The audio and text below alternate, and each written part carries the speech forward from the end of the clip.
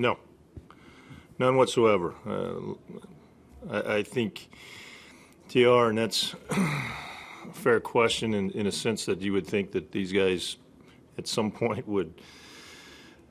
They haven't. I don't think they will. I don't think it's in their DNA. I don't think it's in their culture, their chemistry, and they're going to continue to grind. And they believe in again everything that they do. We've got a great set of hitters. We've got some options.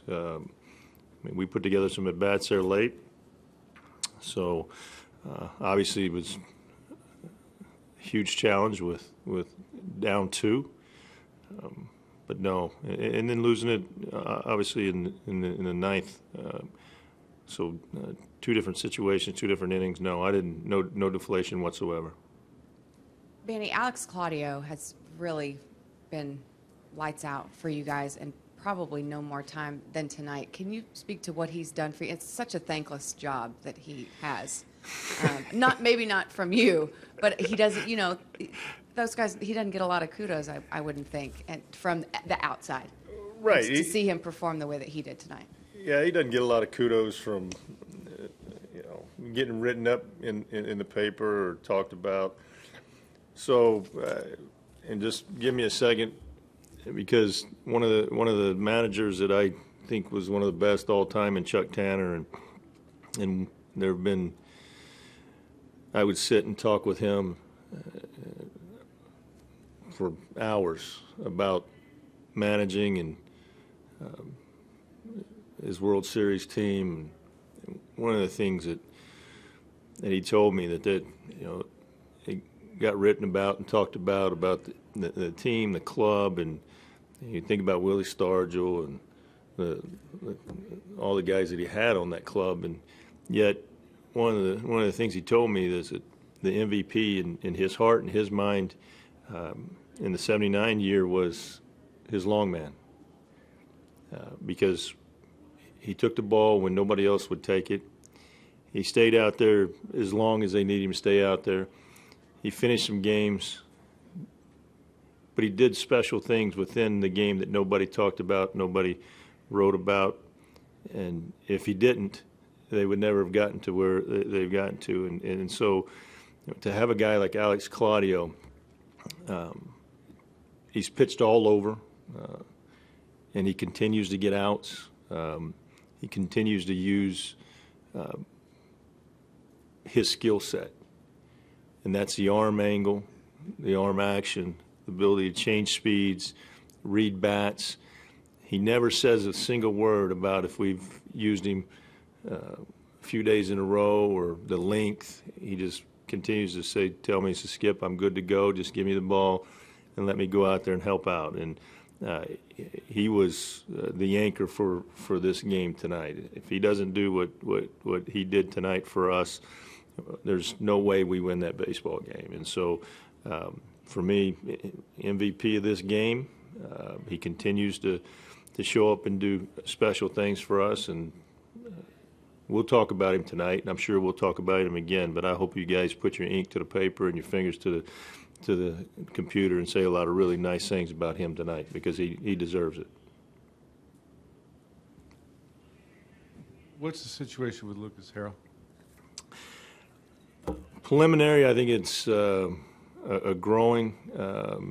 Obviously, we'll need to reassess, see where he's at. I haven't talked with the trainers yet, so early stages. So I'm sure we'll have some news for you at some point, if not tonight, later tomorrow. Just looking at it from up high, in the ninth inning, the game-tying base hit, it looked like Odor took a weird first step, almost towards second base. Did you see his read on that ball, or how he? Well, I saw a little preliminary read, a little jab step. So, it was a situation where infielders, they will, at times, based on the pitch being thrown and location, where they cheat to a direction. So he took a jab step, couldn't recover, and ground ball got through. Jeff, with one out in the 10th, were you surprised that they intentionally walked Adrian? No. Look. What's the thinking? Well, you will have to ask them about what their thinking is. If you're going to ask me that in a situation like that, of you're bringing the left-hander in, and you're looking at two left-handers coming up. You got Adrian Beltre, and I think you just have to flip over the bubblegum card and look at the number of hits, and then also see what he's done lately and this year. You decide on who you want your matchup to be, and so I mean I'm sure he was thinking about going with the left on left. He had two left-handed hitters and knew we were out of anybody off the bench. We're not going to pinch hit, so he brought in his left-hander to face Odor in Moreland, and obviously looking for a strikeout or a ground ball there. Will you need an arm for the bullpen tomorrow? I'm sure that we'll have to really strongly consider having one available to us, given that look, I think Barnett was up 3 times tonight, and we only had him and Bush left.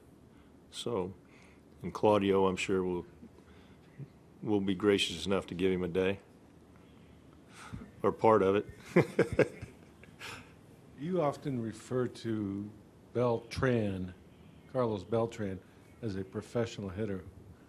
I think they all get paid, but what does that mean really in your? Well, I think the professionalism on it is that it is. You look at the balance. There's no panic. He's been in the box for a long time. He's been in the batter's box. He's seen thousands and thousands of pitches. Been in those situations before, so it's a very calm, direct approach, short, to the ball. You don't see him chase. You don't see him get out of his swing.